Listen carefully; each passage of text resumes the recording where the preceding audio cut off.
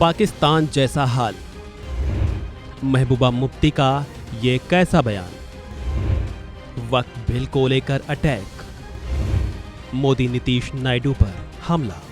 Bill पेश हुई है पार्लियामेंट में, कैसे देखते हैं उसको? नहीं, देखिए, ये मुसलमानों के खिलाफ पिछले 10-11 साल से जो बीजेपी ने एक कार्रवाई शुरू की है, उसी का हिस्सा है।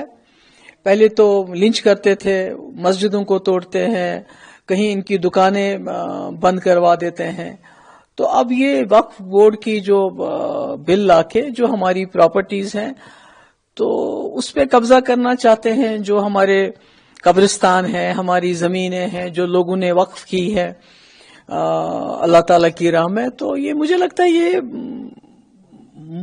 मुसलमान को वो क्या करेंगे, वो तो बर्दाश्त करते आए हैं पिछले 10-11 साल से। मगर मैं समझती हूँ हमारे मुल्क के जो हमारे हिंदू भाई हैं, उनको सोचना चाहिए कि हमारा मुल्क हिंदुस्तान पूरी दुनिया में भाईचारे की वजह से जाना जाता था, गंगा जमुना तहजीब की वजह से जाना जाता था, एक जमहूरी निजाम की वजह से जाना।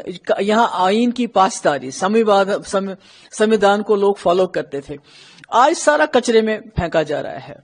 और आज हमारा मुल्क जो एक आदर्श मुल्क होता था, जिसको लोग देख के बोलते थे कितना खूबसूरत है, आज हमारा मुल्क जो म्यांमार है, जहां वो माइनॉरिटीज को, मुसलमानों के साथ जुल्म करते हैं, उनको निकालते हैं, बिल्कुल उसी राह पे बीजेपी चल रही है। ये भूल जाते हैं कि आज बीजेपी की सरकार है, कल इनकी सरकार नहीं होगी। यहां कांग्रेस ने 1947 से 50-60 साल राज किया और उन्होंने इस मुल्क को संजो के रखा, इकट्ठा रखा। यहां की जो हिंदुओं की आबादी है इस मुल्क की, उन्होंने इस मुल्क को इकट्ठा रखा मुसलमानों के साथ मिलकर। आज ये जब चले जाएंगे तो मुल्क बर्बाद हो गया होगा। जिस तरह ज़ियाउल हक ने पाकिस्तान में एक हंसते बसते मुल्क को तबाही के दाने पे लाके खड़ा है, अभी भी पाकिस्तान संभल नहीं रहा है। तो इस वक्त जो बीजेपी सरकार कर रही है, वो बिल्कुल ऐसा ही कर रही है। मुसलमानों का हक मार रही है, मुसलमानों के ऊपर जुल्म कर रही है, मुसलमानों को डिसएम्पावर कर रही है। इसका नतीजा जो है आने वाले वक्त में पूरे मुल्क को भुगतना पड़ेगा, क्योंकि एक मुसलमान और हिंदू ये एक दूसरे की कड़ी हैं, ये एक दूसरे को इकट्ठा रखते हैं, इस मुल्क को हिंदुस्तान बनाते हैं। और मैं ये भी साथ में कहना चाहती हूँ कि जिस तरह से पूरे मुल्क के लोग, अभी हम कश्मीरियों को ताना देते हैं कि आपने कश्मीरी पंडितों का ख्याल नहीं रखा, आपने उनको वहां से निकाल दिया, और हमें अफसोस है, हमें शर्मिंदगी भी होती है। तो कहीं हमारे मुल्क के हिंदुओं को भी एक वक्त में शर्मिंदगी ना हो कि हमने मुसलमानों के साथ जब जुल्म हो रहा था तो हम तमाशा देख रहे थे। तो मुझे लगता है कि हिंदू लोगों को सामने आके ये जो बीजेपी की जो कारकर्दगी है, जो मुसलमानों के खिलाफ खड़े हो गए हैं, इसको रोक लगानी चाहिए। महबूबा जी, आपको नहीं लगता कि सेकुलर पार्टी जेडीयू और टीडीपी आज एक्सपोज हो जाएगी?